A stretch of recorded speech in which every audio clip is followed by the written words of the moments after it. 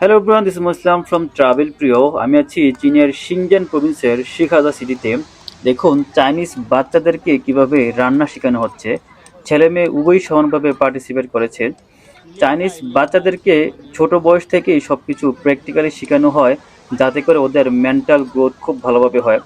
এক্ষেত্রে তাদের বাবা মারা খুব হেল্প করে এবং সব কিছুতেই খুব সাপোর্টিভ হয়।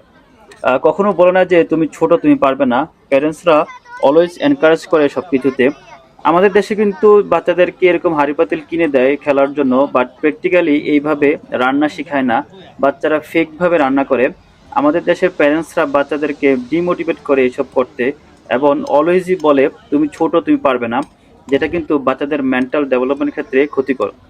আমি আমার আরেকটি ভিডিওতে দেখিয়েছি বাচ্চাদেরকে কিভাবে বিজনেস শেখানো হয়।